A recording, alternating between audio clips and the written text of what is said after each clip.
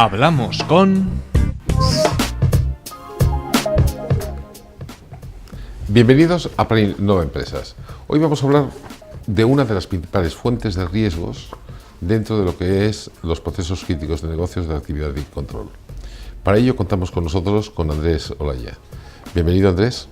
Muchas gracias, José Luis. Un placer. Andrés es una de las personas que ha participado de forma activa en todo el proceso de investigación de cómo gestionar y cómo crear un modelo efectivo de prevención de riesgos dentro de la gestión.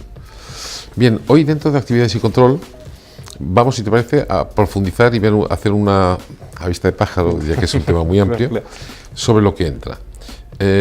Sobre esta fuente de riesgos, la primera que tenemos es la primera fuente de riesgos, que es en materia societaria y grupo de empresas. Dentro de ellos tenemos obligaciones en constitución de la sociedad, que ya es comúnmente conocido, que sería del tema de registros, estatutos, capital, etcétera. Identificación de la persona física, lo que es relación al grupo de empresas. Y luego me gustaría hacer simplemente, pero unas pinceladas, ya no digo muy breves, sino pinceladas, sobre lo que es documentación societaria y libros de empresa, especialmente lo que son, o lo que se entiende por libro de socios, porque muchas veces eso, sobre todo para la pequeña, no queda muy claro, libro de actas, y bueno, ya las cuentas anuales no, porque eso sí que queda bastante claro también en lo que son las obligaciones.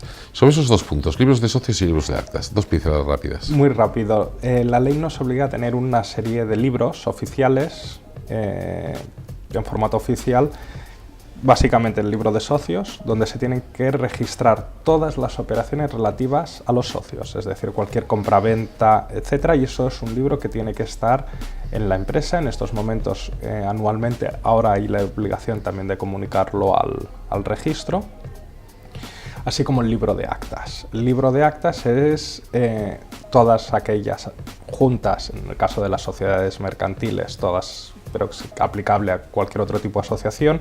En el momento en que se hace la Junta General, tiene que reflejarse en un acta. Todas las actas deben estar documentadas en formato oficial. Muchas empresas, como tú bien dices, lamentablemente el día a día no les permite llevar estos libros, con lo que puede haber un incumplimiento grave de la normativa a la hora de documentar todas estas operaciones. Perfecto. Otra fuente, dentro de lo que son lo mismo, dentro de la misma fuente, otros factores serían obligaciones frente a los socios. En ellas destacáis como factores principales el tema de convocatorias y contenidos de la Asamblea General, que esto también lo tendríamos más por la mano dentro del día a día, lo que es la información a los socios, los derechos de los socios minoritarios. Aquí, si podías hacer una pincelada así también rápida. Sí, en muchas ocasiones consideramos que el hecho de tener una mayoría en la empresa, unas mayorías importantes, supone que los socios minoritarios pues son personas que no tienen grandes derechos respecto a la empresa. Esto no es del todo cierto. Un socio minoritario, a partir de un 5% de las participaciones de una sociedad, tiene una serie de derechos de información, de verificación de la sociedad. Incluso una de las más importantes es solicitar una auditoría de la empresa a cargo de la propia empresa. Por consiguiente, es importante respetar los derechos de estos socios minoritarios que no se quieran ejercerlos. Perfecto. Otro punto que me gustaría una pincelada así también rápida es sobre dividendos. ¿Lo ponéis como factor de riesgos? Sí, en determinadas empresas la ley nos establece unos límites para poder repartir dividendos.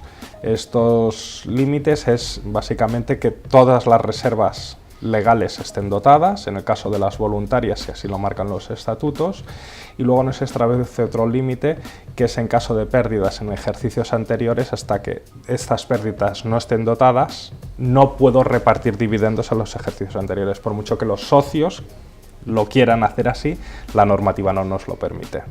Perfecto. Gracias por la pincelada.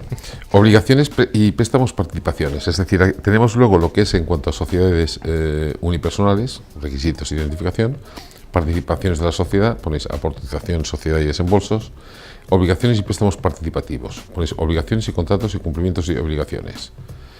Dentro de lo que sería contratos y cumplimiento de obligaciones, podemos entender por los que son ya cotidianamente por parte de las empresas, pero hay un punto que destaca que ponéis préstamos participativos, resultados de la sociedad. ¿Cuáles son los riesgos que tienen que ver con este factor? A ver, en muchas ocasiones, por una cuestión de financiación de las empresas, se solicitan préstamos participativos porque a nivel contable se considera que es patrimonio de la sociedad. Sin embargo, estos préstamos participativos, para que tengan la consideración de tales, tienen que cumplir una serie de requisitos. En especial, que tienen que someterse parte del interés, digámoslo así, de la retribución de estos préstamos, tienen que retribuirse a través de la participación en los resultados de la sociedad. No todo puede ser un tipo de interés fijo o variable, sino que una parte tiene que estar sometida a los resultados de la sociedad. En caso contrario, no sería un préstamo participativo y realmente las empresas están documentando mal este tipo de préstamos. Vale. Entonces, luego tenemos otro factor dentro de lo que sería esta fuente de riesgos, que serían riesgos en materia de societaria y grupos de empresas, que se ponen fusiones y escisiones. En ello ponemos las obligaciones legales, obligaciones contables y riesgos de empresas fusionadas. ¿Así una pincelada rápida sobre los riesgos de empresas fusionadas? Sí, es muy habitual o bastante habitual por parte de empresas que en lugar de realizar adquisiciones de empresas se realicen las fusiones por absorción, por una serie de ventajas operativas y legales y fiscales. Pero esto supone una serie de riesgos a nivel legal porque estoy asumiendo las obligaciones de la empresa absorbida. Por consiguiente, antes de realizar cualquier tipo de operación en este sentido, hay que hacer un plus de investigación y un plus de análisis en relación a este tipo de sociedades, porque vamos a asumir sus responsabilidades. Por consiguiente, es necesario conocerlas muy en profundidad antes de realizar una operación en este sentido. Perfecto. Como factor dentro de la misma fuente de riesgos tenemos disoluciones y liquidaciones, y en este caso obligaciones legales, obligaciones del liquidador. ¿Nos puedes hacer una visita rápida sobre las...? Sí, muy brevemente. Cualquier sociedad puede disolverse, pero la ley sí que me establece unos requisitos, que es que tengo que tener el activo suficiente como para cubrir el pasivo, es decir, tengo que tener la capacidad suficiente para devolver todo el dinero que debe la empresa antes de poder liquidar una sociedad. Entonces me abre dos periodos, el de disolución y el de liquidación definitiva, que es cuando ya he pagado todas las deudas y se puede extinguir. En caso de que no me cumpla con estos requisitos, no puedo ir a la disolución, y hay muchas empresas que están incumpliendo la normativa porque es la que todos conocemos de empresa en disolución que cierra la persiana. Lógicamente está incumpliendo la normativa y ahí se derivan unas responsabilidades para la figura del liquidador, que es el responsable de que la liquidación se lleve de forma ordenada según indica la ley. Bueno, otro factor sería cuando la empresa tiene delegaciones, que incurrirá también en esos riesgos, tanto lo que pueda ser en legalidad, por ejemplo en el caso de España autonómica, o en el caso de internacional del país. Correcto. Pero vamos a otro factor que yo creo que es más común y tal vez menos conocido muchas veces, que son los riesgos informáticos. Al margen de los técnicos, que de por sí, eso sí, que ya son más conocidos por parte de todos, tenemos lo que son los sistemas de seguridad, el tema de protección de datos, que aquí supongo que nos referimos bastante a lo que es la LOPD, la Ley Orgánica de Protección de Datos, y en concreto a los sistemas de seguridad al que yo me quería referir. ¿Qué riesgos corre para la empresa los sistemas de seguridad informáticos? Hoy en día... Perdóname, desde el punto de vista legal. Desde el punto de vista legal, sí, sí. A ver, es un problema, en estos momentos hay muchos datos que son no solo de protección de datos, que también, sino de datos confidenciales o de seguimiento de la empresa, o incluso de datos de nuestros clientes si los tenemos a través de que prestamos servicios online o de acceso remoto. Por tanto, la ley, en este caso la Ley de Sociedad de Información, nos exige que todos los sistemas estos informáticos que nosotros tenemos estén dotados de unos recursos de seguridad. En el caso de empresas pequeñas, esta obligación me viene por la LPD, es decir, que no toda persona pueda tener acceso a los datos de la empresa o queden registrados, sistema de contraseñas, etcétera, que realmente tienen que estar implementados en la empresa. No puede ser simplemente un documento en blanco para cumplir formalmente con un requisito legal, sino que realmente tiene que existir, dado que de lo contrario nos podemos encontrar en una situación de riesgo. Seguimos dentro de lo que son, y dentro de esta fuente de riesgos nos encontramos con los derivados por el sector de la actividad. Por una parte, eso que llamaba Peter Drucker, lo que serían los costes de permanencia en el mercado, que sería cumplimiento con la normativa general, la sectorial, la local, licencias o autorizaciones vigentes, el cumplimiento de apertura y cierre, control de acceso de horarios, seguros y garantías, obligaciones normativa sectorial, cumplimiento de la normativa sectorial y actualizaciones de la normativa sectorial. Vamos a hablar en su momento, si te parece, en un punto yo creo fundamental, que es en el control de acceso, que a veces se confunde tanto por parte de pequeños empresarios o por parte de usuarios. ¿Qué riesgos corre la empresa ahí, la organización, en el tema de control de accesos?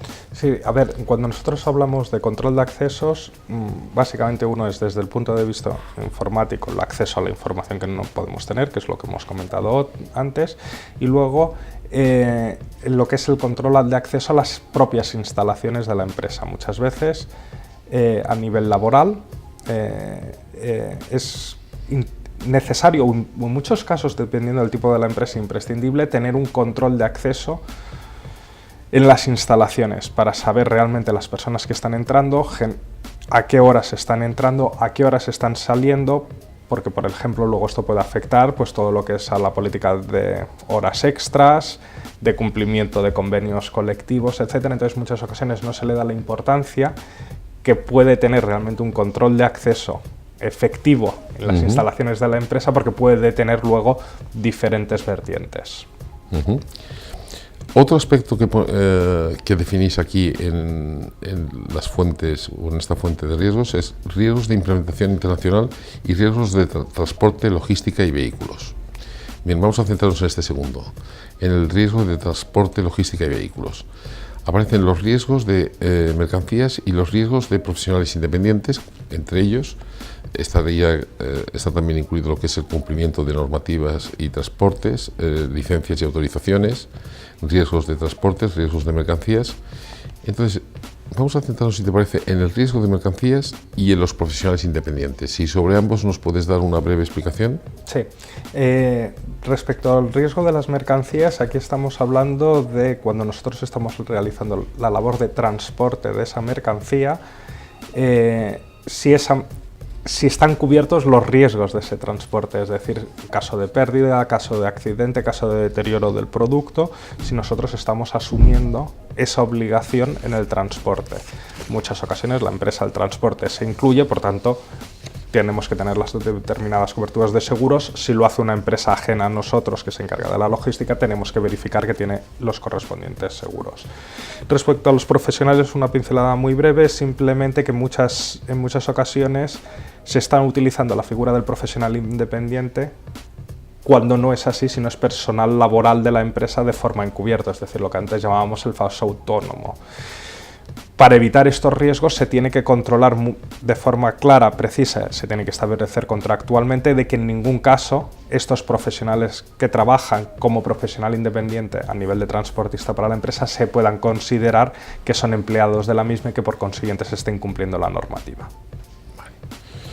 Bien, dentro de estos factores, o dentro de esta misma fuente de riesgo, seguimos con ello, hay factores como derivados de la importación y exportación, que sería la legislación que les afecte en cada punto, tanto sea local como el punto de llegada. Luego los riesgos inmobiliarios, tenemos el tema de arrendamientos, las obligaciones contractuales con arrendador, propiedad de inmuebles, obligaciones, daños propios o ajenos que se pueden haber, registro, etc. Lo digo porque vamos a pasar, si te parece bien, al tema de factores de riesgos contables y de pago.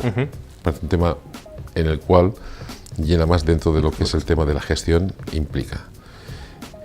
Hay un apartado que ponemos dentro de lo que son los factores contables y de pago, ponemos obligaciones contables. Y tenemos dentro de esas obligaciones el cumplimiento de la normativa en cuanto a facturación y mecanismos de control. Ahí es lo que me gustaría, si puedes decir ¿qué se entiende por los riesgos en mecanismos de control? Sí. A ver, el hecho de facturar cualquier empresa es lo ideal, poder facturar. Pero a la hora de llegar a esa factura es necesario que se siga un procedimiento. ¿Para qué? Para evitar precisamente facturas erróneas, facturas falsas o que no se cumplan los requisitos establecidos en el Plan General Contable. En ocasiones simplemente es por volumen. Un determinado volumen puede llevar a errores en este sentido. Por tanto, es muy importante que toda empresa tenga unos mecanismos de control y verificación para evitar que puedan existir errores, porque en el momento de que pueda haber un error contable se pueden derivar diferentes repercusiones a nivel fiscal, etcétera, que se van arrastrando precisamente de esto. Entonces, por eso es tan importante establecer estos mecanismos y que sean correctos y de acuerdo con la normativa. Otro factor es control de acceso de las tarjetas de crédito. Una pincelada muy rápida. Sí, hoy en día muchos de nosotros hemos conocido el tema de Bankia.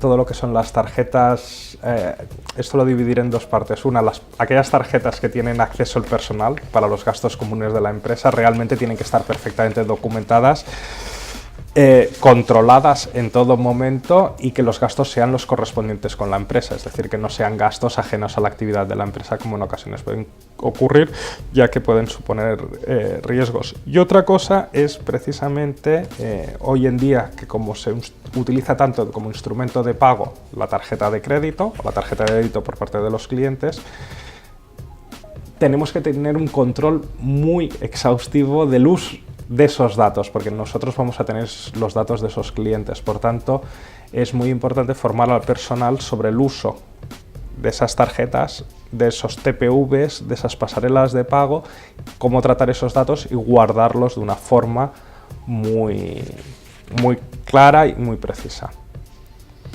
Vale. Dentro de esta fuente de riesgos también tenemos lo que serían los riesgos financieros, ya más conocidos, riesgos en materia de seguros, riesgos fiscales y riesgos en cuanto al tema de la seguridad social.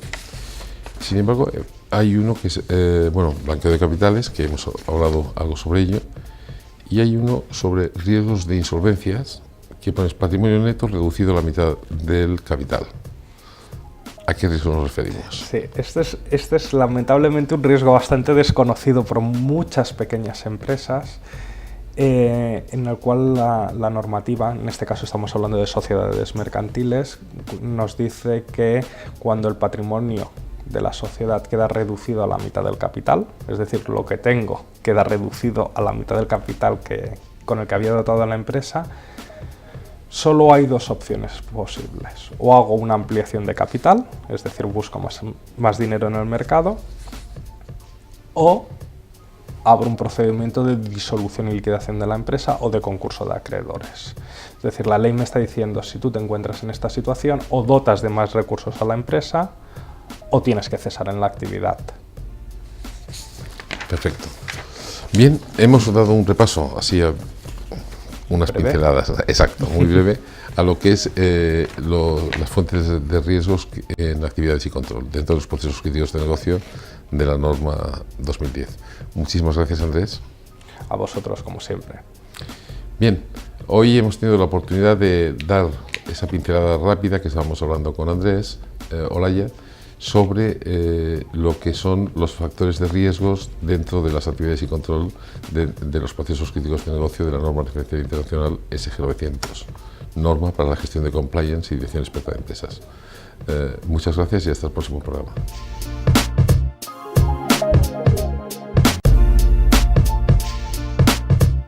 Aprovecha todas las ventajas de las redes sociales uniéndote y participando en el grupo profesional Plan Innova en LinkedIn. Podrás compartir tus inquietudes y experiencias profesionales con centenares de profesionales de todos los sectores.